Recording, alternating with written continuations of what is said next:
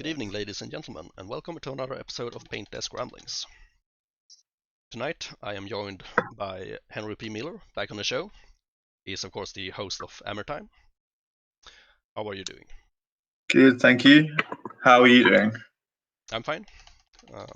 Been doing quite a lot of painting these last days. Started to really get through my... we'll get into that later. The lockdown has given you some good opportunity to get a lot done. Yeah, that's very true. Staying home every weekend painting instead of socializing. So the topic for tonight is list building and how you can go about it to have fun doing it, and how you build fun lists, something like that at least. But before we get into all of that, we'll do the hobby spotlight. So why don't you go first? What's on your desk? So unfortunately, I'm going to have to.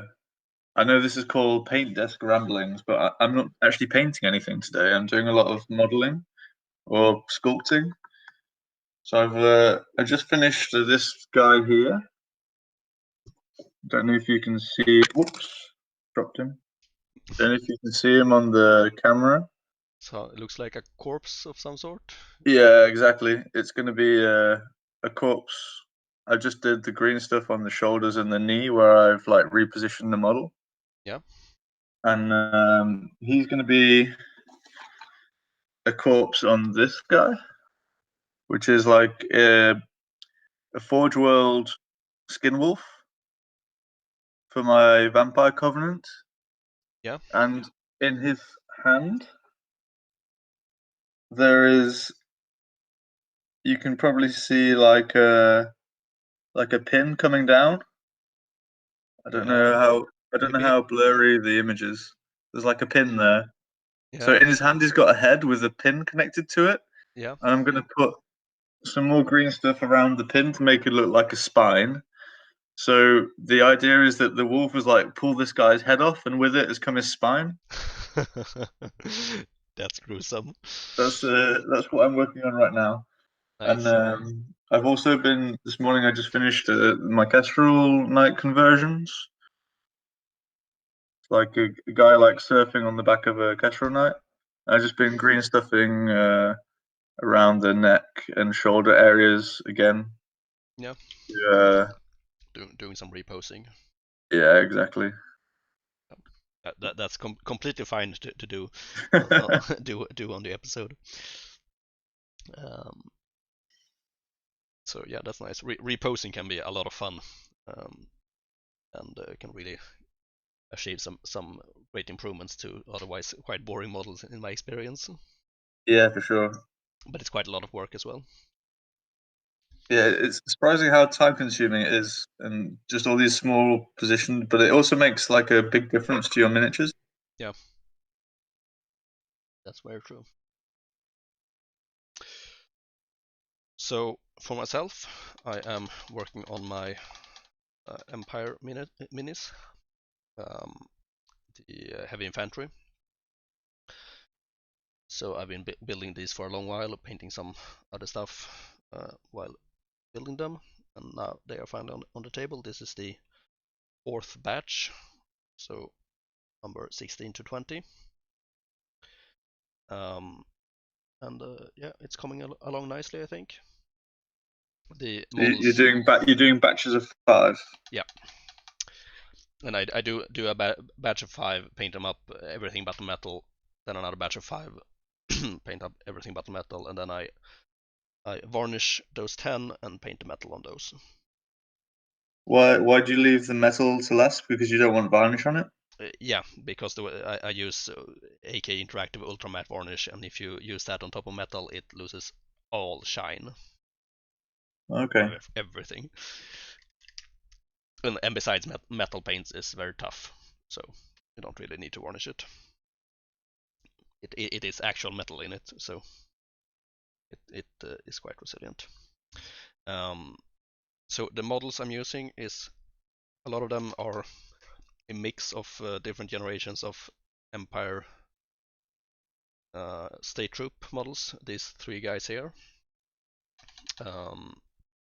So it's, let's see here, this one is 6th generation, this one is like a little bit before that, starter kit, and this one is the later one, the 7th or 8th generation edition. So I kit bash between all of those kits. But I also have a few other minis. This one is from, the body is from Warlord Games, with a female head from Statuesque Miniatures, and some 6th edition Empire Games Workshop arms, and also a musician Halflinf from Zealot Miniatures. No, not Zealot. The Assault Group. Yeah, that's right.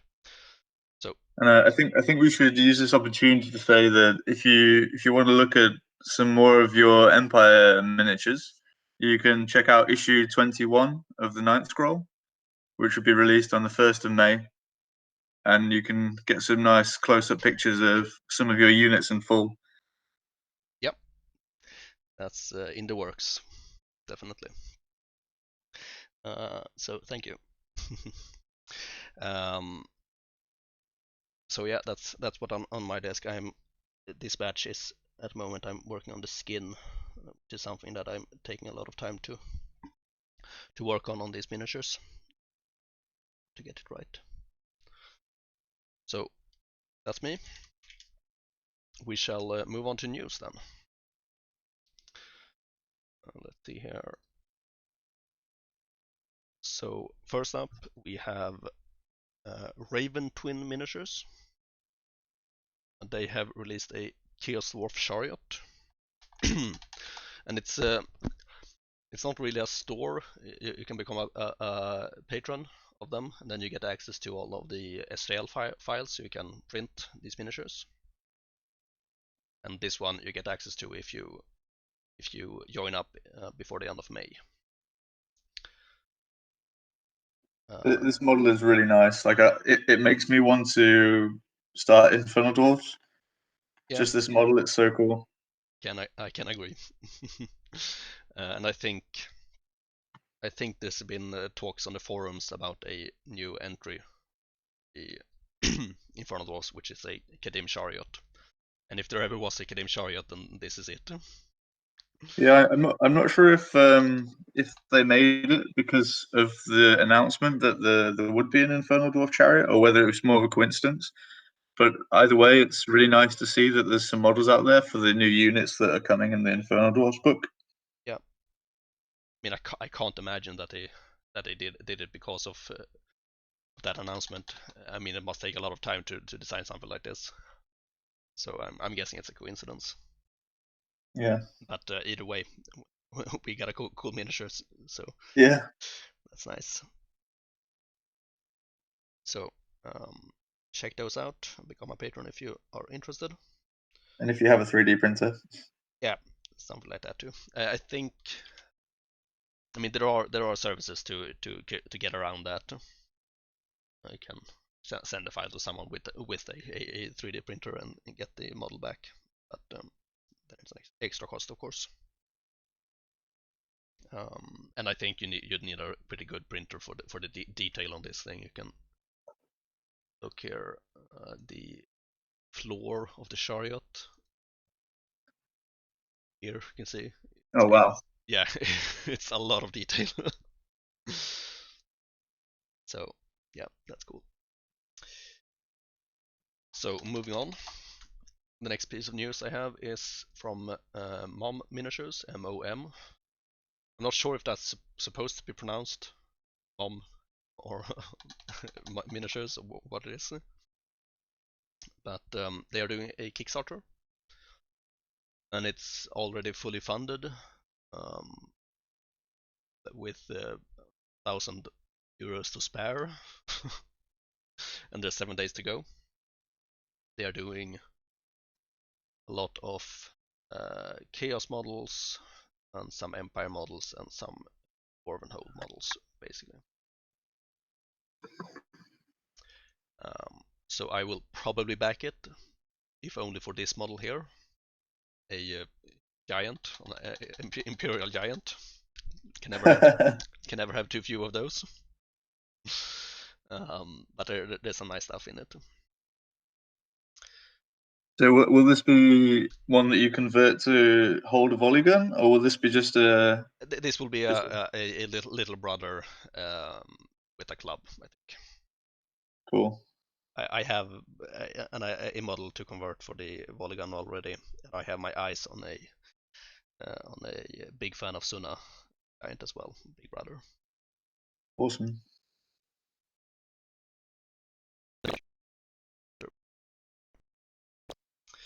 Uh,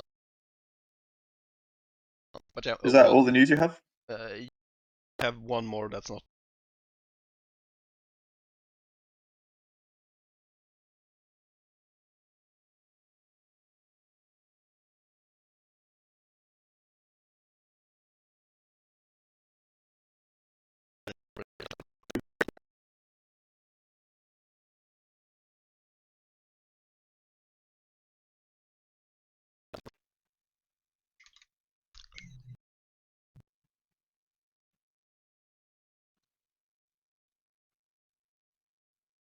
I think you're breaking up a bit, Mass. Okay. Yeah, I can hear you. Wonder how this is doing for the audience. Um, I'm guessing they can hear what I hear. Yeah, I wouldn't. I just wanted to mention one other Kickstarter. Maybe you can search for it for me, so you can see it. It's called Harvest of War. Yeah, give me Harvest of said.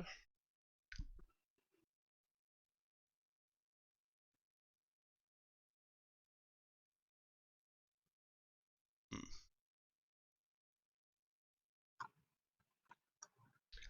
Here we are. By Tiny Yeah, Furniture. exactly. It's a Russian company that are making corpses for your battlefields and bases. So again, this is kind of a bit similar to what I'm doing with my Vampire Covenant army. So I'm going to get a couple of sets here to get some extra dead guys. That's really neat. And they have if you just scroll down, you can see all the different ones that they're doing. Dead So they Knights, do Dead Dead Knights and Saviors, different kinds of soldiers, and then Anonymous. there's lots of more interesting and darker ones. Hanged. Oh, that's I think there's nuns and stuff.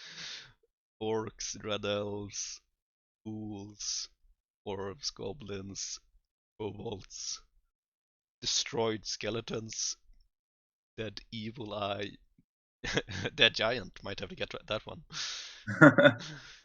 Dragon cultists, trap victims, villagers, bodies on obstacles. Yeah, so I think these are quite cool, and it's a nice way of adding a bit of character to some armies. I think as well, like in your head canon, you always have one army or one enemy that your army is kind of against. Let's Yep, say, like for example, with my Sylvan Elves, if I put like dead things on bases, like, it's usually beast herds, yep. and with obviously with my vampires, it's humans. So I'm sure there's a race in there that you can use if you had some headcanon that you're killing elves, get a couple of sets of the dead elves, I and mean, who wouldn't want to be killing elves? So that's always a good option. That and dwarfs, of course. and I think this one's ending pretty soon. So if you want to get involved in it, then Uh, I think it's already ended. ah. 366 backers pledged 46,000 euros. Yeah, but there might be some availability for late pledge and such things. Often is. So I can include a link to that for sure. As always, all of this news will be linked down below. So I guess that's it for miniature news then. we should also maybe mention the Games Workshop giants. Yeah, that's true. I'm not gonna pull up a picture of that. I think most people have seen it. If you haven't, it's on the Warhammer community page.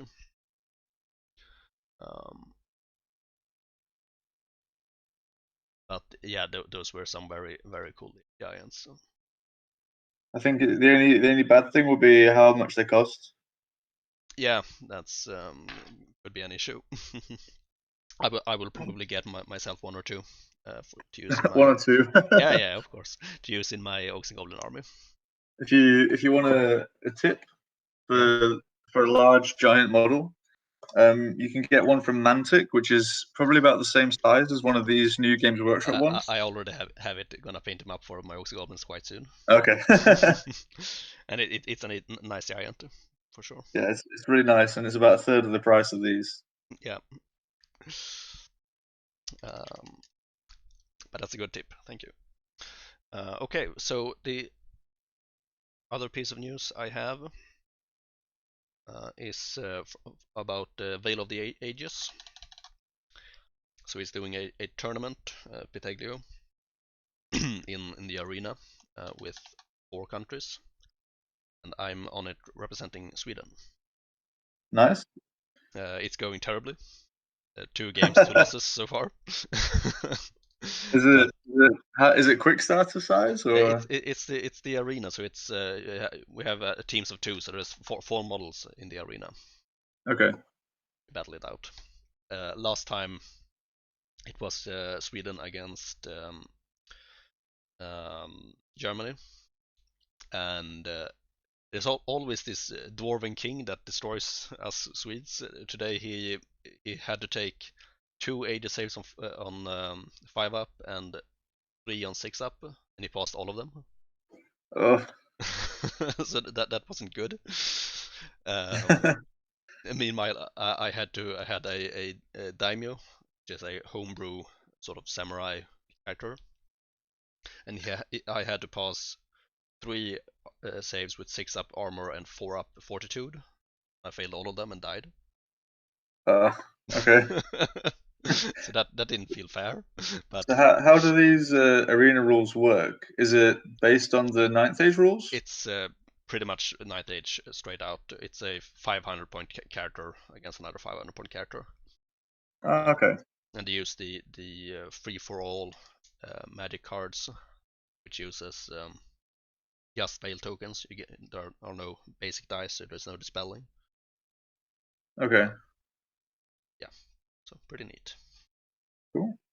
And if someone wanted to get involved in that, how would they do that?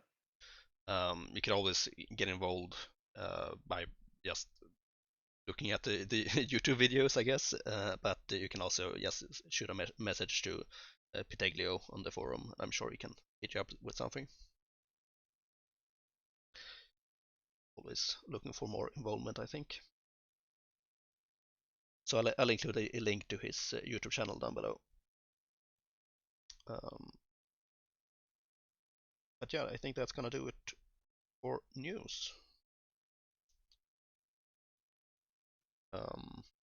There's been a lot of podcasts going around in the corona times, so yeah, you can check those out. I've listened to you on Slanrat Radio a couple of times. Yeah, and then there's the Paired Weapons podcast that's recently popped up. Yeah. So lots of people keeping busy by recording episodes, it seems. Yeah, I have one in the bank, but I haven't got around to editing it yet. Yeah, get that out soon. We need more stuff to listen to. I need to get the 9th scroll out first, and then the next thing on the list is the podcast. Okay, yeah, I think that's the right priority order. And I still have a few episodes of Paired Weapons to listen to tomorrow, so I should be fine. Have my podcast crack. But without further ado, then let's move on to the main topic, which is list building. So I think we are a little bit, at least for me, it's I haven't prepared from this this one as much as I usually do. So we'll see how it goes. But I think we'll start with competitive or casual list building. How do we approach it? What's the difference? You wanna? I think for me, it really depends on like who I'm playing with and what kind of game we're having. Yeah. So if we're either preparing for a tournament or we're writing a list for a tournament, then it's kind of assumed that you're going to write the strongest list you can think of, or at least you're testing something that you think could be the strongest list you could think of. Yeah. So in this case, it's you're going to write like the what you're probably going to take some inspiration from what you've done before that's been successful, or what you see in the meta that's successful. Yeah. You can take inspiration from the Yeah, net list. Those are around. yeah, and of course, you're always limited on what models you have to an extent. Yep.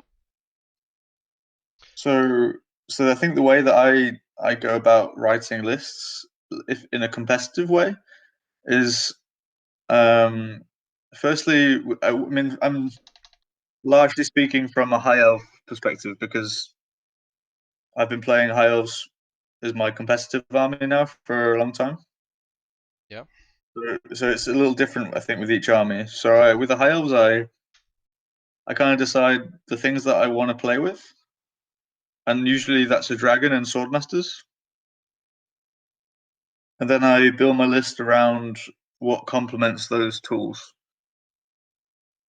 So why do you want to use the dragon and the swordmasters? I think that the dragon is cool and fun. Yep. That's not necessarily a competitive choice, but I just think it's fun. Yep. I mean, it's also reasonably good. It hasn't changed for a long time, the rules, but I think like now maybe there's less things in the meta compared to a few years ago that are good against it, where it was not that good before. But I've been playing it since the start of Ninth Age, and I have a dragon in almost every list I write. Yeah. That's So fair. that's just something that I like to play with, and the Swordmasters as well. I think it's just because I like them. Yeah. I think that's actually a cornerstone of building fun lists. You have to you have to find those things that you like. That's really the core of it. Yeah, And that's true both for casual and competitive. yeah, But perhaps you restrict yourself a little bit more when you do competitive stuff. yeah. And I think from there on in, I'm choosing what's most competitive. Yeah, and trying to find things that complement these units well. Yeah, exactly. And I think when you're writing a high elf list, that starts with the magic. Yeah. So in this case, I'm writing my lists in a way that complements these two models, and what I basically choose the magic based on what spells are the best spells for these units to work. Yeah. And what spells are those? So I guess the favor of Miladius is pretty good.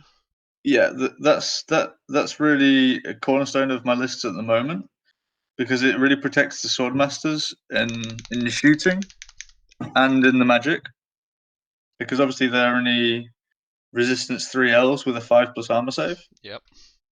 So they die quite easily to things like pyromancy or small arms fire. Yeah, bow shooting and like that. So in that case, the favor is really good. And to make the favor work, I always take the banner of becoming as well, Yeah. So how because is it one swordmaster saved per veil token? it's actually 2 swordmasters per battle token. Yeah. So that can really help you because Uh, when you cast it in your phase, you get a veil token, and then you get another veil token at the start of the enemy magic phase, yeah. which is actually when you're going to need your veil tokens Yeah, again. that's true because of the becalming. Yeah. Yeah, that's a really nice combo. And you all And in some ways, it can also act as like a dispel scroll. Yeah. Because like yesterday, I played against Thaumaturgy Master, and if I had the Hereditary spell up, and he cast the number 1 spell of Thaumaturgy on my Sword Masters. Hand of Heaven. Yeah, exactly. I could basically just let him have it. Yeah. Because on the off chance that he rolls well or okay on the hits and wounds, I can save at least 2 Sword Masters from the wounds. So Yeah. it's basically a spell that I can just let go. Yeah. And that saves my dispel dice for other stuff like Wrath of God. Which is always good. Yeah. Yeah. So that's like a small combo that the Swordmasters work well with, the Banner of Becalming. So the Swordmasters can take the Banner of Becalming. But if, let's say, then I want to have a different banner on the Swordmasters, let's say in the meta, I think there's going to be a lot of armor.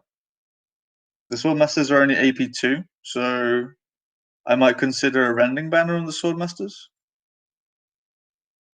Yeah. So then, if I want to play the Swordmasters, and if I want to play the Swordmasters with a Rending banner, at this point I need to have another unit that can carry the Banner of Becalming. So Yeah. then I might choose, let's say, a unit of Queen's Guards. Yeah, that makes sense. Stand in the back and shoot while so providing those tokens. Yeah. But we were talking again about the magic. Yeah. So again, something that works well with the Swordmasters is the BSB Crown Ray Tower guy. Yeah. Because he has a lot of spells that can really influence the Swordmasters in combat. Obviously, Awaken the Beast is the first and foremost of those, making them Strength 6 and AP3. Yeah, that's I've been at the receiving end of Swordmasters with Strength 6. That's Yeah. unpleasant to say the least. Yeah, exactly. If you've been there, you know it's not nice. So yeah, that's obviously something to consider. And then to ensure that you get that effect, you can combo that with a Pyromancy Adept or a Cosmology Adept, because Yeah. they both have another spell that does the same thing in Flaming Swords or Perception of Strength. Yeah, and you always want to double up on spells like that. Yeah, of course, doubling up almost ensures it gets cast. Yeah, you can force it through. So Yeah. And you can also take masters on these paths as well. yeah. So then if we're kind of going down the synergy route at this point in the list, Yeah. we can say, okay, well, let's say we're taking a pyromancy adept or a pyromancy master. We're taking our sword masters, we're taking our dragon, we're taking our BSB with the Crownry Tower. So what else is going to synergize well with this list? So obviously, as we talked about, the flaming swords is a great combat buff. It's But also it's a also, great shooting buff. yeah, exactly. It's also a good shooting buff. So you're not going to be casting pyroclastic. No, sorry, flaming. You're not going to be casting flaming swords into combat probably on the same turn as you cast it at a shooting unit. So you can afford to have a good shooting unit that is also going to be a place where you can cast the flaming swords when your sword masters are not in combat. So something like a unit of Sea Guards or a unit of Queen's Guards is a good target for this spell. Yeah. So then you might want to consider putting one of those in the list. And I think Flaming Swords is a very good spell for that reason, because as we said, you want to double up on spells. Flaming Swords is something that is valuable to cast both early game when the opponent is far away and late game when you're in close combat. Yeah, exactly.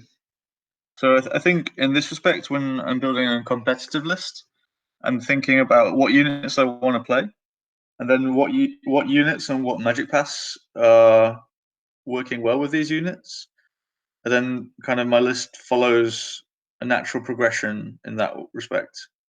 Yeah. So I'll give you an example of my current list that I'm using. So my current list is again High Elves, and a friend of mine who I'm teaching to play High Elves a little bit. He's got, I think, something like 40 Highborn Lancer models, and I'm trying to tell him that they're not very good, and that he shouldn't waste his time painting them right now. But Yeah, he insists on them because he likes them. So right now I'm trying to find a way to make them work. yeah, So I think these unit combos quite well with the cosmology and the pyromancy and the awaken the beast because of the strength. If you can make the lancer strength 6 on the charge, is quite nice. yeah. They hit really well already. Yeah, So strength is what they need. yeah, exactly. So then what I did in the list is I added a cosmology mage because I think the AP bonus on the strength spell is more important than the flaming and pyromancy.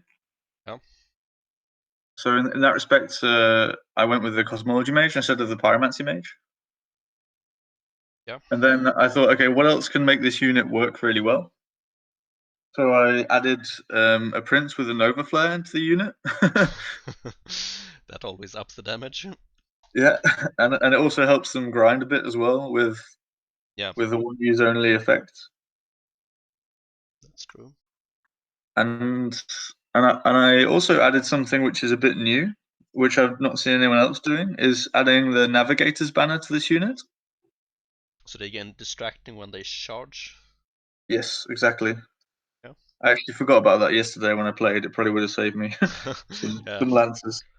So Um, that effect is quite easy to forget. I've noticed. yeah. It's yeah. So so then I was thinking, okay, so how can I make this unit even better? Because obviously I'm investing a lot of points in it, and it has my general and my combat character in it. Yeah. So I thought, okay, well, I have the cosmology, and how is there another way that I can double up on spells? So I have the strength buff on cosmology. I have the 5+ Aegis save on cosmology. So that means I have a lot of ways of making the unit survivable because I can give them a 5+ Aegis save. I can reduce my opponent's AP and strength by 1. I can increase my AP and strength by 1. The unit has distracting. So if I add a Cranrig Tower BSB as well, I can get the same effects. I can get a 5+ Fortitude. Yeah. I can get an extra resilience, and I can get an extra strength. Yeah. I think that Kenrick Tower is a really good choice overall because of the many options he has. Yeah, the versatility is really key. And bringing back a Lancer model is not Yeah, too bad either with the bounty exactly. hunters. So this is kind of how I built my most recent list. Yeah, and that was perhaps not the most competitive list for your friend there. Well, I'm actually running it in a tournament at the moment. Okay, the CoronaCon. Yeah, it's called social distancing. Okay, so another. It's it's the same. It's like the next tournament after CoronaCon. Yeah. Okay. So I think I heard about that. Maybe it was another tournament, but is it a team tournament? Yeah, team Yeah. tournament. Chatted about that on some of the many podcasts I listen to. Don't don't recall which. Okay. Yeah, that's cool. So how about you with your competitive lists? I mean, I don't really play competitive lists. Okay. um, I I did an episode a while ago about player types. I don't know if you listened to that, but it's the Magic the Gathering way of dividing players by player type.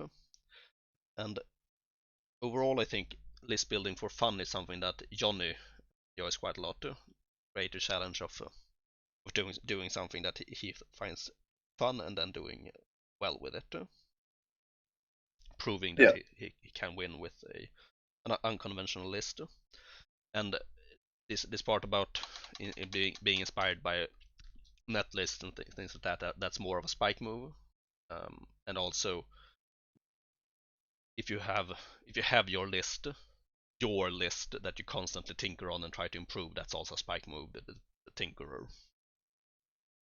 So I just wanted to get that out there. And I'm very much a Johnny player when I build lists.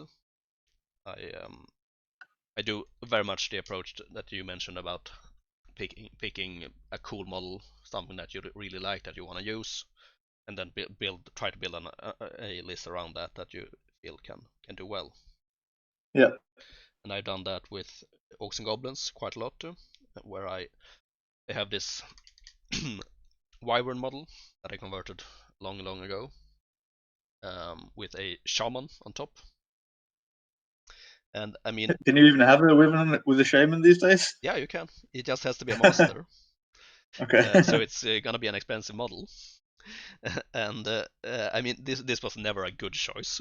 Not when I built it, but it was always a fun choice, and it still is. So the build I have for him is with paired weapons with Shady Shankins. So he's got 3 attacks with lightning reflexes and lethal strike, and rerolls 2 wound when he's in a duel. So he can do some damage in a duel. Kind of scary. And he also has a inbuilt 5-up Aegis because he's a feral orc, of course. So he's got battle focus as well. So again, some more damage. And I also equip him with the Pan of Protection pinch-in. So if he's up against a model with better save than his, then he takes those saves. Okay. So I've had him defeat a monstrous rat turret in a challenge. Because it had 1-up a armor save and 4-up fortitude, and he took those and used lethal strike to pierce through the enemy. Strikes him to death. Yep. So it was the perfect matchup for him. But he's really fun. But of course, it's a big, expensive flying monster, so he's very vulnerable to cannons and shooting, especially compared to like a dragon. He only has 6-up armor save and a 5-up Aegis, so like light shooting is a death sentence to him. Bow shooting and handguns and things like that. So that you have to be. How many hit points does it have? 4. Okay, I think that's more the issue than anything. Yeah, for sure. If he had more, it would be a lot safer. But that's very true. So a cannon, he's about as susceptible to that as any other flying model, but the light shooting is a big issue. Yeah.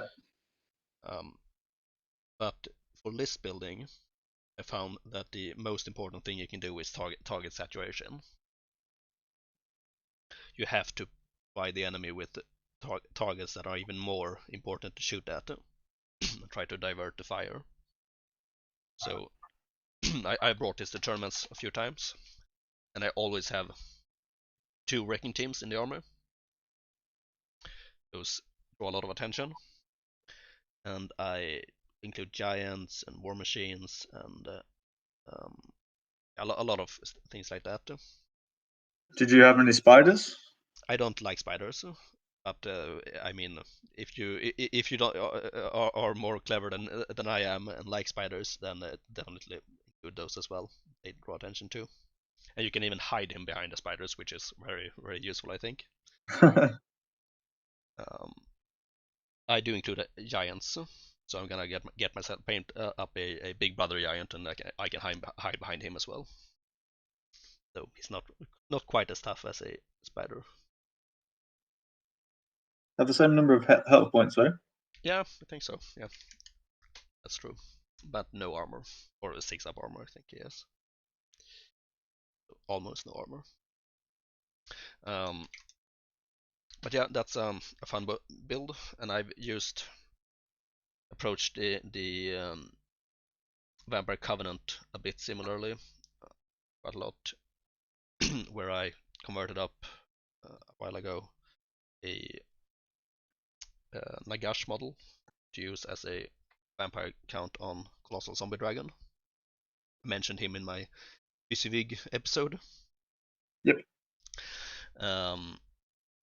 So questionable VCVig there for sure. But I like him, and I really enjoy including him in my armies.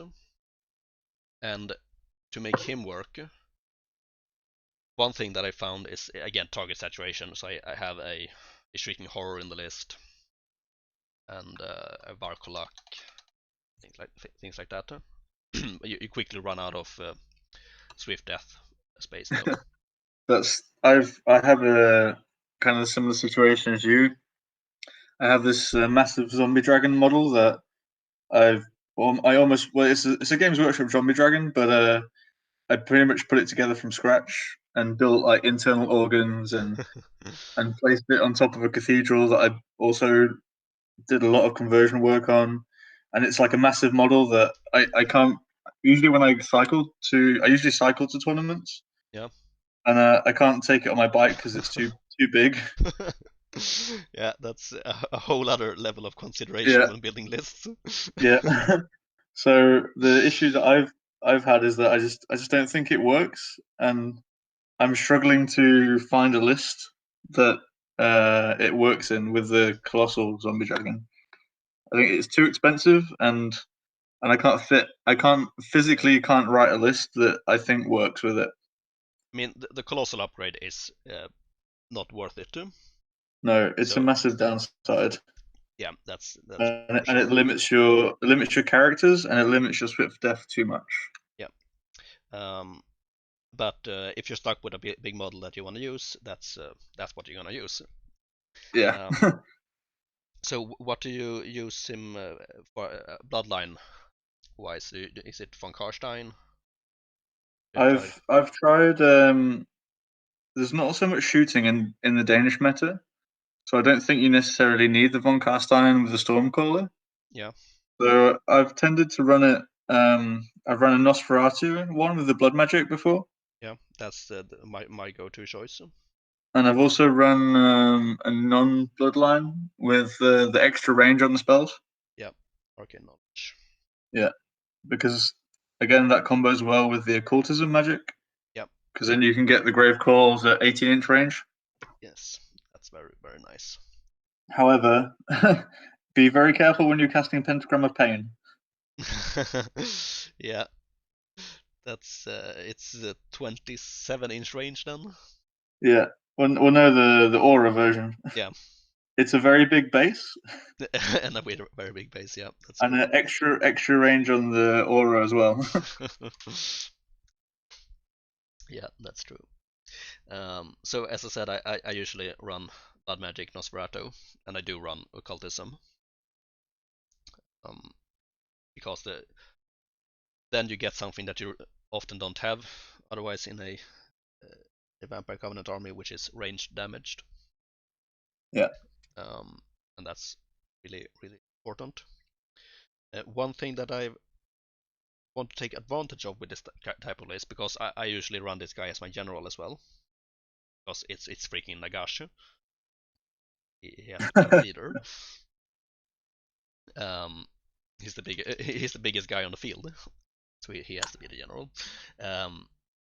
And then you get a nice 18-inch bubble march aura. And comboing well with that is of course the Shrieking Horror. You can zone a lot with him. But I also like the Winged Reapers. I'm not taking that to a tournament because I don't have the models, but I proxied it a little bit at games at home, and I think it's a very solid combo because you get a tough mobile block and put in the way of things. Do you know off the top of your head how many Winged Reapers you can fit in with the guy and the dragon? I think I managed a list with a guy and the dragon, 5,000 points. A guy and the dragon, the Shrieking Horror, and 3 Winged Reapers. Okay. So a That's decent something I size should list. maybe try. I'm still waiting on a Kickstarter by Tabletop Miniature Solutions to get my Wing Reapers. So We'll see if that ever happens. Otherwise, I'll convert some of my own. I have one already converted. What conversions have you done? It's a stitched together construction corpse thing. Okay. So it's just bits and more bits, basically. But I can do more of those. I just need to get my ass in gear. But it seems we're quite similar then, really, in how we construct our list, because we're both choosing models that we like. Yeah. And we think are fun, and then trying to build a list around making these models succeed. Yeah. And I think this is very much a Johnny way to approach it, and I think both of us are Johnny players. Yeah, I would probably agree with you. Another way to approach it, again, a Johnny move, is to take. I mean, there are different metrics to why you can like a model or a unit. You can like the rules, you can like the conversions you have made for it, whatever. One of the things is units that are considered bad is something that can entice people to try them out. Yeah. And that's something that I can see happening to me as well. I mean, the dragon and the shaman and wyvern definitely fit that category of bad, but I'm not really trying to prove anything there.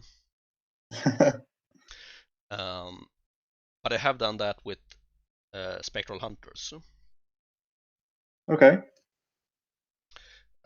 Which is not considered a very good unit, at least not with the Nosferatu shaman wizard conclave upgrade. No. But I've used that a little bit. Have you succeeded? I mean, they do work quite well in this dragon list because it's not already Nosferatu, and you get a wizard without drawing on your character points, which is quite thin when you have a dragon. That's quite smart, actually.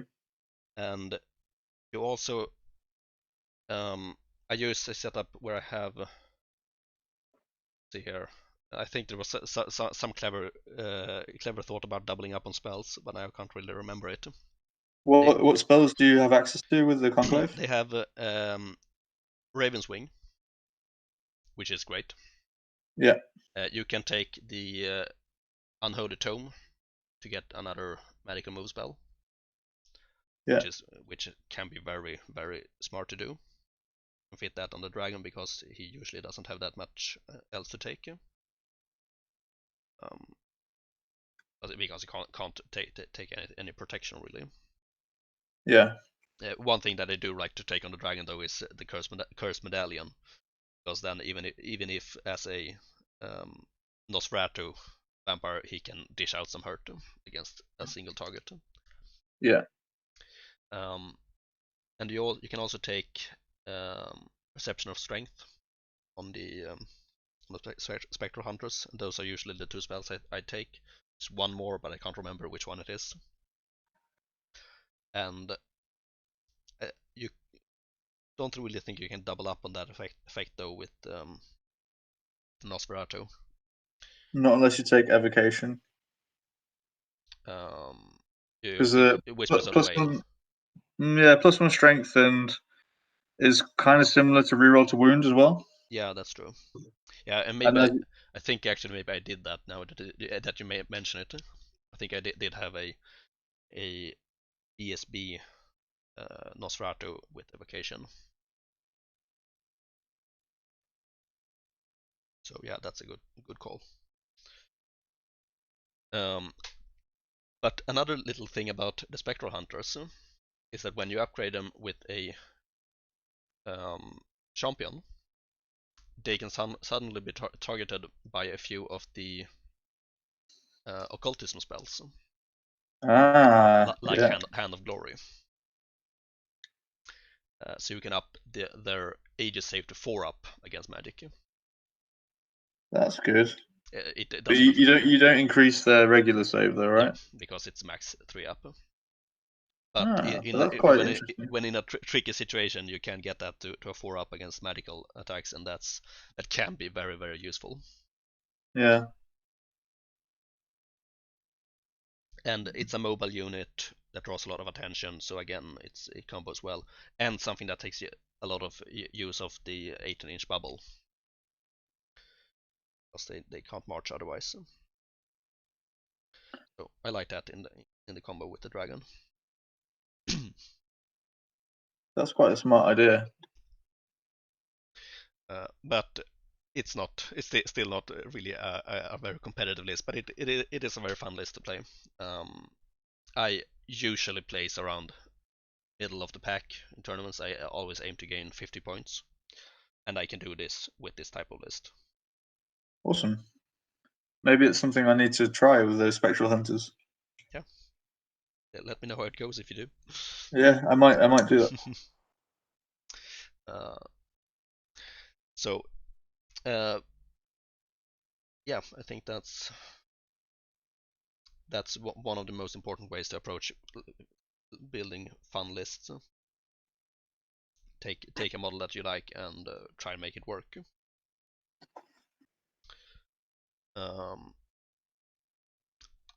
I guess I can mention that I also did this with the giants of the Imperial Giants of Empire Yeah. Superstar. So I'm building my Empire army, and unfortunately, when I started building some lists with the Imperial Giant, I realized that this is not really optimal.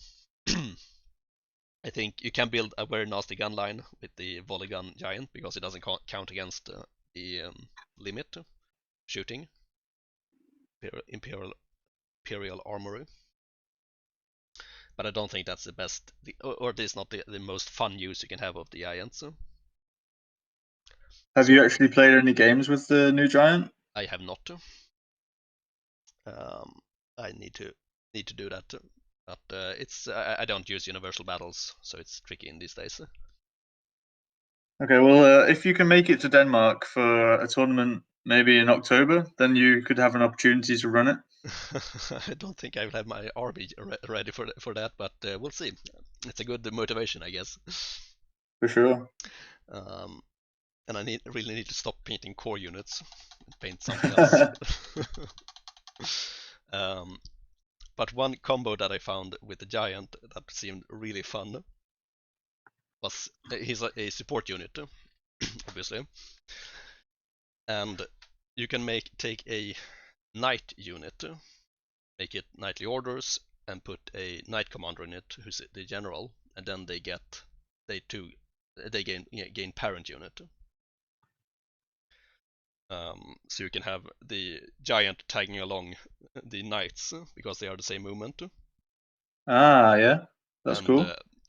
otherwise you can't really use that those rules for parent and support unit for the knights that well because they run ahead of the rest of the army, at least in theory.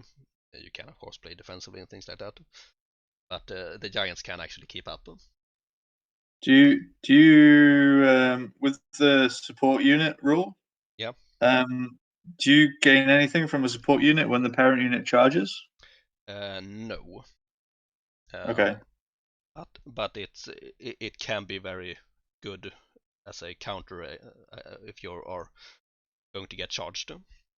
So you can Yeah, play counter charge. you can play a bit more aggressively with the knights then I think Yeah, because you can if you have a unit a giant or two nearby with a giant club I think is the best option. Then they can support charge and dish out some hurt. that's really cool. The big fan of Suna can also work. But then there's also another combo with the support unit rule, because in the knight unit you can put a character with the death warrant, Yeah. and then you can give the giants battle focus if they are attacking the same unit. And the big fan of Suna already has battle focus. He doesn't need it, but Okay. if you run the giant club, it's a lot of fun. Can you? I guess you can take a war altar. I'm not sure. I know what it's not sure if it's called that now. Yeah. the Pope Mobile. The Pope Mobile, yeah, and then give the giant hatred. Yeah, that can be done too. Hatred and battle focus plus rage. Oh damn, that's That could be nasty. quite, yeah. Two or even three big brother giants with a big fan of Suna and a Pope Mobile behind them. Yeah. They are going to attack with, I think it's 13 attacks each when they die, with battle focus and hatred. Strength 5 Yeah. AP2, so not super high strength, but I mean, imagine an elf player against that. Your swordmasters. Yeah. Maybe I'm giving you too many ideas. Yeah, now I need to get myself 3 big fan of Suna giants and a Pope Mobile. Yeah. So we've talked a lot about combos here, Yeah. which are pretty much essential to make these fun picks work. But I think we should mention a different way of building lists, which is focusing on power pairs. Yeah. Where you build the list with several independent units that pair up and make a good synergy, instead of having the whole army work together in some way. So I guess this giant stuff can classify as that. Yeah, for sure. I can give a few examples of this in the Vampire Counts army. Yeah. You can have the cadaver wagon. Yeah, which is and not really a good choice of the generally considered. And then a unit of ghasts. Yeah. Which I guess a medium choice these days. Yeah. But when you put them together, the ghasts gain a 4+ fortitude save. Yeah. Which is really strong. That's very true. You can get a nice tank unit with that. Yeah.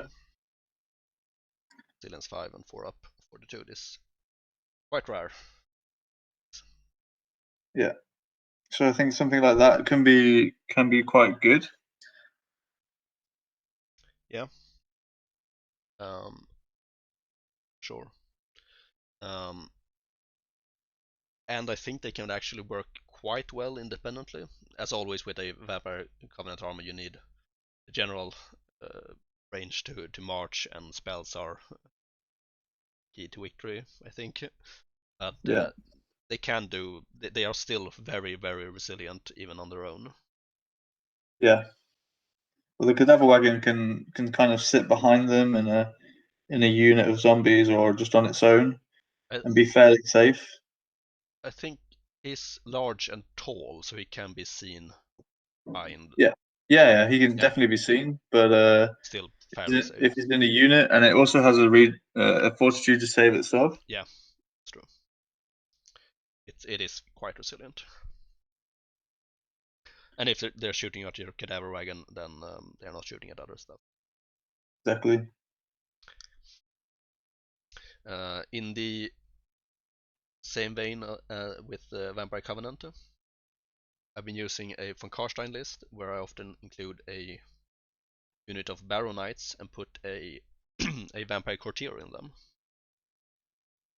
as a little power pair, because then you get something that's rare in the Vampire Covenant army, a unit that can operate fully independently. Because the Courtier allows them to march, they get autonomous, and he also has, I use him as an adept, so he has one raise spell and one buff spell. Okay, so just a small unit of knights. No, a medium 10 knights, something like that. Okay. It's not a super powerful unit, but the knight, I sometimes equip him with the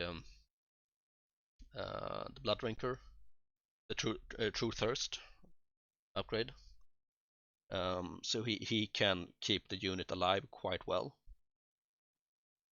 Yeah. and between that and his race spell, and yeah, they can operate quite independently, which is nice. And it is a point sink, of course, but it's not huge. Yeah. I think vampires is like a really good example of units that give each other synergies. Yeah. In general, there's some other nice synergies. For example, the Barrow Guard combined with the Court of the Damned. Yeah, that's a good one. So if you give the Barrow Guards halberds, then they can strike at quite high agility. Yeah, or at least effectively agility 5. Yeah, Like correct. Because that. the court gives you -2 on the enemy. Yeah, exactly. And if you put a vampire with a Lamia in there, then they get another -1, I think. Yeah, true. So it's quite nice. Or a Lamia on the court. Exactly. And furthermore, you can, if you're smart about it, you can get some bat swarms in there. And reduce the weapon skill even more. Yeah, on the just charge them in on the corner or in the flank. Yeah. And hopefully not give up too much combat resolution, and yeah, as you said, reduce the weapon skill. Yeah, and at that point, the bat swarms are probably going to be hit on 6s because they are distracting, and the enemy is at -3 offensive. Yeah, something like that. 2 or 3 at least. Yeah. So they are. So there's lots of things in the vampire list that kind of give these synergies, but I think the issue here is when you add so many things together, it starts to stack up a lot of points. Yeah, and at this point, we're not talking a power pair either, really. When you add a vampire and the bat swarms and all of that, Yeah. it's the vampire book is full of synergy. That's very true. I even have one more example of a power pair from the vampire. We should do some other army as well. So if you can think of something like that, it would be great. But something that I want to try is with the spectral, not the spectral hunters, the wing reapers. I want to combo them with a von Karstein Coach of the Damned or Dark Coach. Yeah. Which has Stubborn, which is generally considered a really, really poor upgrade. A waste of points. But I just like the idea of having comboing the Necromantic Aura from the Wing Reapers with the Stubborn. So he halves the combat resolution and then subtracts 1. Yeah, that's quite interesting. And can you combo it with a BSB as well? Yeah, if you have a BSB, it's -2, so he's not gonna crumble at all. That's really interesting. But the combo with the Dark Coach is nice also because he allows the Wing Reapers to march. So they can take a flank on their own and really support each other quite well, I think. Yeah. But the coach is of course really expensive these days, so it's an expensive combo, but can work nice. I've played with the coach quite a bit, and it's definitely worth its points. Yeah, it does something that is so unique in the army to allow the other to another march bubble, which is so valuable. Yeah, I mean, when I play vampires, I want to play elves, so having it just allows me to play it like elves, where I can play wide. Yeah.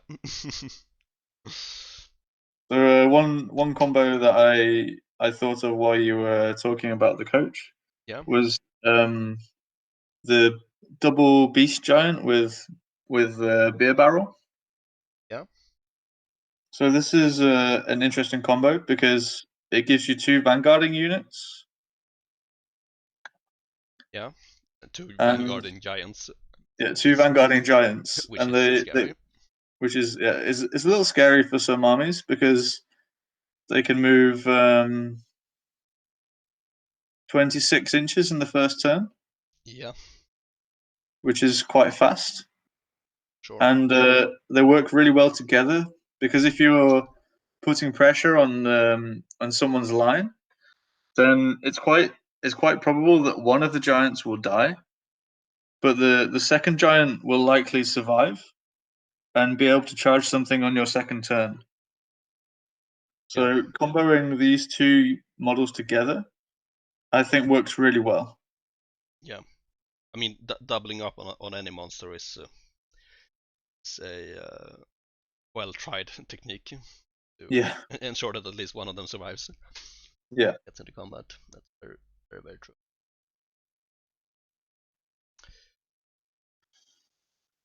So maybe we should talk about the less competitive aspect. I think that's what I've been talking about all this time, but sure.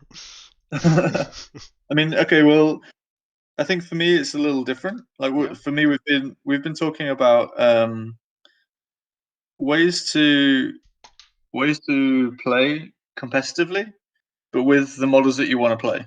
Yeah, fair. That's fair. At least maybe competitive is the wrong word. Maybe it should be more like to still have fun with the models that you like, because how to obviously make the most out of them. if you're bringing like just the models that you like and you're losing every game, it's not always that fun. Yep. So I think what we're trying to do is somewhere in the middle where you don't need to win the tournament, but you do want to feel successful in some way with the models that you want to play with. But I think when I'm playing in a non-competitive way, I don't care about whether I win or lose, or if I do really badly in every game. Yeah. So I think there's two things here that maybe is interesting for me, if I'm playing in like a non-competitive way. There's two reasons why I would do something like this. Or maybe three reasons. The first reason is because I want to play with models that I think are nicely painted. So maybe I fancy trying to win a best painting prize. Yeah. So I would choose the list purely based on the models that I've painted the best. Yeah, that's certainly a way to not get an optimal army from a gaming perspective. Been there, I'm done sure that. you can relate to that right now with your empire. Yeah, if I do turn up to your tournament in October, it's not gonna be an optimal list. It's gonna be what I have painted, which is mostly gonna be core units. Yeah, exactly. And so in this case, it's pretty self-explanatory. Like I did this recently with my vampires. Like I really wanted to win a best painting prize. Yeah. So I just chose the units with the nicest banners and the units that I thought I'd painted the best. Yeah. Like it wasn't because I haven't got a full collection. I just chose, and not everything is as good as the other stuff. So I just chose those units that I thought would make it most likely to win that painting prize. Then the obvious follow-up question is, did it work? Yes, once, and no once.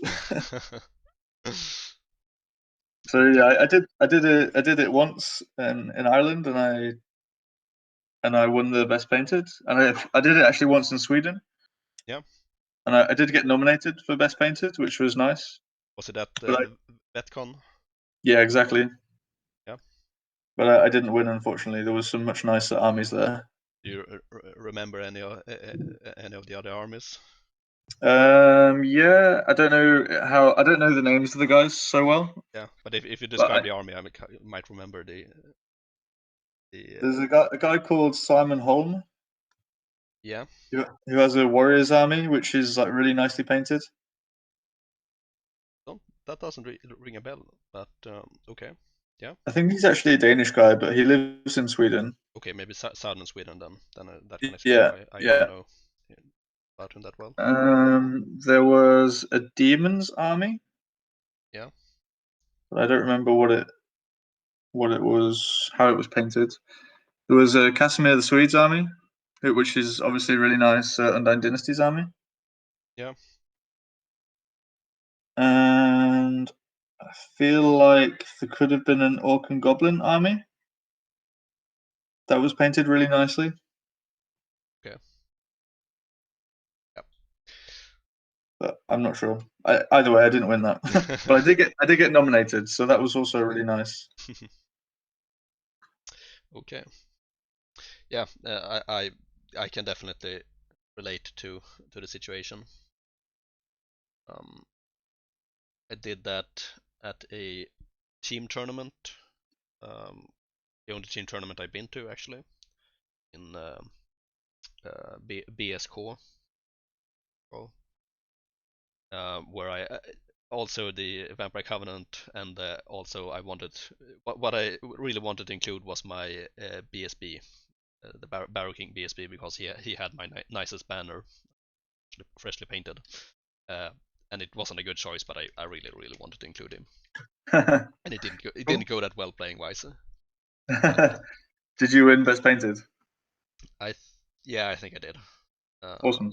Yeah, I that was I had all the banners in all the prettiest banners, so a lot of infantry, and Yeah. very static list. Not that fun to play with, really. Quite boring to play actually. But I did get to bring my prettiest models. Yeah, and I think that's another reason why you might write a list in a certain way.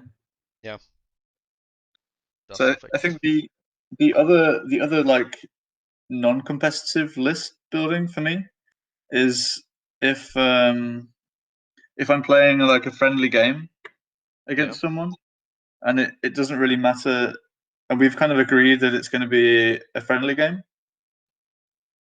Like I have a few guys in my social circle who I'm teaching to play Ninth Age. yeah.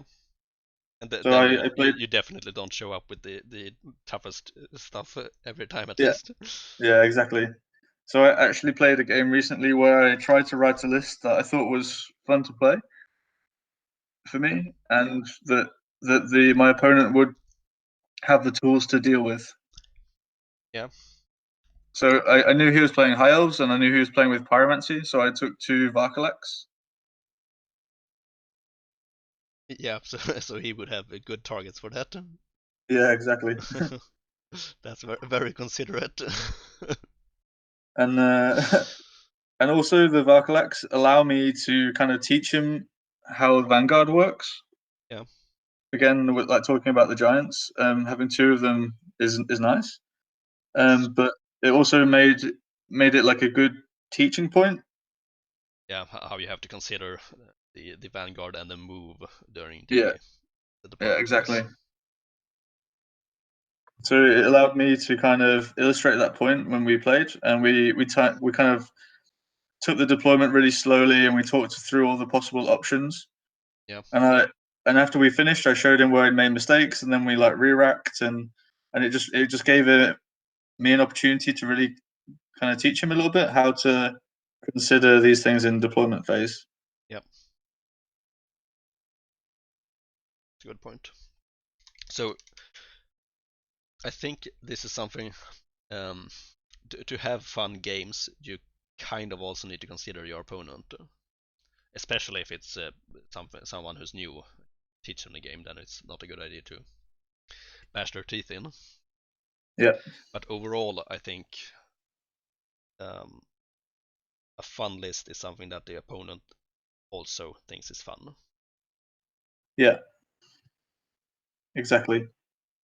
Um, Okay, I think we should talk a little bit about things like gun lines. yeah, I guess they are the epitome of not being that fun to play against. Yeah, Um, but if someone likes playing gun lines, and that's their definition of fun, then I guess we shouldn't fault them. then they're shit people. Don't say what what is they thinking. Nah, it's I mean, there are the type of players who are griefers, who derive their fun from actually not allowing the opponent to have fun, and sometimes that's the effect of gun lines. Yeah. But I think most people who play them, that they enjoy rolling the dice and seeing what how much their war machines and shooting can do, more than just having fun with the other person not having fun. Yeah. I don't think anyone who I've ever played is enjoying the other person not having fun. No, it's rare. They are. It's not something that you encounter often, for sure. The term, as I'm using it in Magic the Gathering, relates to control decks and milling decks. Basically, allow just one person to play the game. Okay. So gunlines do that a bit, in that you are the only one playing the game. You are the only one taking models off the enemy. But it's a bit different because that's not really the goal. I think with most gunlines, it's, as I said, they want to have fun rolling dice. Yeah. Not about denying the opponent of his fun or fun. Yeah.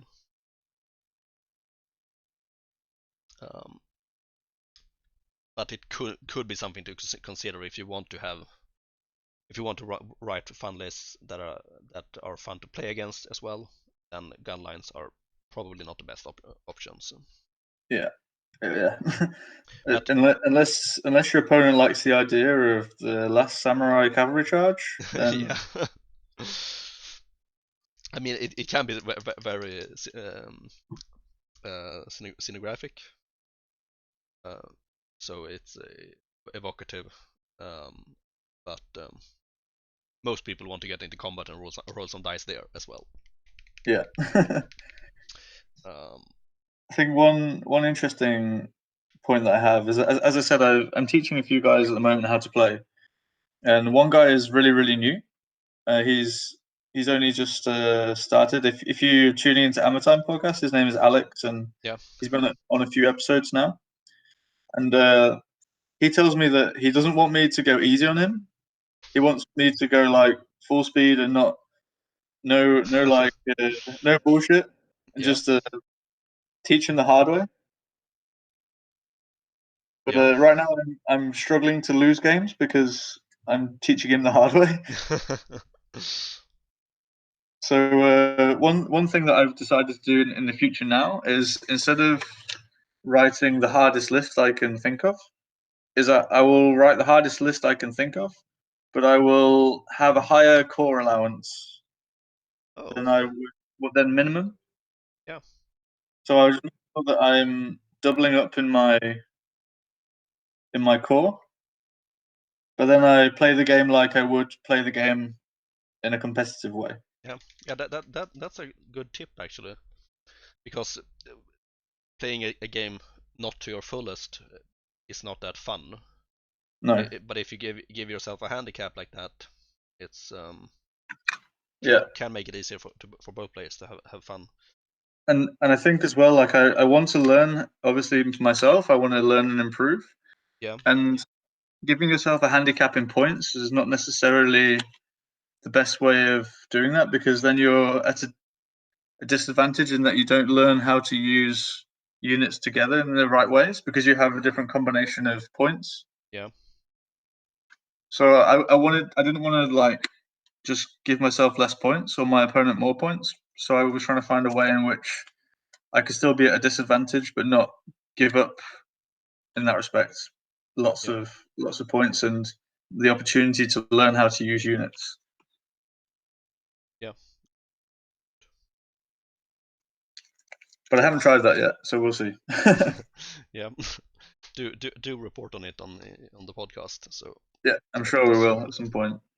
I think there's one thing that we haven't discussed at all, and which is really important, yeah. is fluff lists. Yeah, that's true. Where you try to bring the fluff to life. Yes. So where I think Orcs and Goblins, at least historically, has been one of the armies that have been very prone to this, where you limit yourself to one of the green hide races. Yeah. And fluff it that way. Have you tried that? Not really. No, I've used orcs and goblins in all kinds of combinations. I did try it a little bit with this shaman list. I did an army with only feral orcs and cave goblins. Okay. That was really fun actually. Can't remember if I scaled it up to a full point list, but I did use it in I think it was a 3,000 point game. Cool. It was really fun. So I had the Feral Shaman on Wyvern and Boar Riders. Some I have a unit of 15 Feral on foot. Had those as adbashers. And then a lot of Nashers, basically. So that was fun. Cool. I think the last time I tried to do fluff lists, my gaming group just made fun of me, telling me that two dragons in the list was not a fluff list. Yeah, I think I remember that. This was pretty early in the podcast.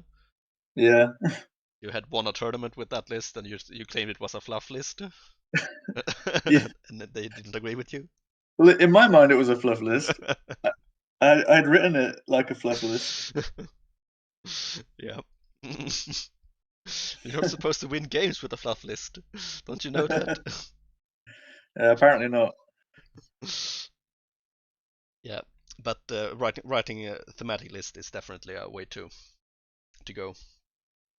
I think I've it's heard maybe a little harder right now in the night phase because we don't have a full complement of background yet. no, but I think something that I'm a bit disappointed in not having seen yet is someone really leaning into one of the sins for a War of the Dark Gods army to Yeah. make a themed list around one of the sins or maybe two of the sins. I'm always struggling to not start an army of Wars of the Dark Gods because I have enough of those as it is. But if I were, I would make a Sloth and a Greed army. Sloth definitely seems to be the favorite one when it comes to the fluff, I think. Yeah. Yeah. It also, I think that this is something that's true about design in general. It is also the most hated one when it comes to fluff, because a lot of people dislike it in that they don't understand why would a sloth warrior actually fight? Why wouldn't they just sit on the couch and watch TV all day? And yeah, fair point, but just the thought of these statues walking towards you without a care in the world, just killing as they go. Yeah, that's really my opinion. Yeah, same. My Warriors army is like reasonably Wrath themed, just in that it's like an old Khorne army Yeah, when it was Games Workshop. But I might go back and repaint all the hands black. yeah, that's that's a good call. I heard stories about an army in the UK. Maybe you know more about it. That it's a demon army that's nautical themed. um, I haven't seen it. I've not been in the UK that often, to Yeah, be honest. But in Denmark, we have an ogre army that's nautical themed. yeah, It's made out of the I think it's Titan Forge. yeah. I think so too. Nautical themed Yeah, ogres. and like I think it's the what do you call it? Like the rock or the frost mammoth. Yeah, Like that's like a big kraken. nice. So I think, and I'm pretty sure that whether he's writing a list and then choosing the models he builds, I don't know, but he's definitely playing with the models he has because he has those models. Yeah, that's fair. The army has won best painted a few times. Okay, yeah. This demon army that's not nautical. I think it's there is a sort of special character in the demon book. I can't remember his name. Um, It's the big crab guy, right? yeah, the deep. Something the deep. I think its name is. And I don't think this UK army is actually themed around that, but he really should make it themed around that. Yeah, Yeah, I really want to see that army someday. yeah, for sure. I think as the background develops, more and more armies will be able to be themed. Yeah, that's very true. I mean, I'm trying to make it both with my Empire and my Urban Swarm to try and incorporate the Ninth Age theme quite heavily. It's not though in a restrictive way when it comes to list building, like doing one sin, for example, would be Yeah, one species. Um, but I think with the new Infernal Dwarves coming out soon, yeah, soon. and and there'll be also a small sneak preview in the Night Scroll again. Yeah.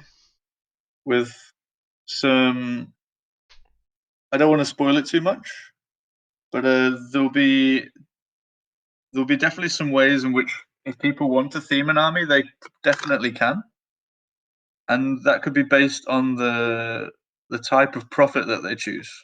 Oh, cool. I don't want to say any more than that, but this will be definitely a way that Infernal Dwarf players can theme the army. Okay. Yeah. So it's theme them around the different gods again. Yeah. Instead of yeah. Sounds neat. Okay. So maybe it's about time to wrap this up. Yeah. Do you have any last thoughts about some final words about list building for fun?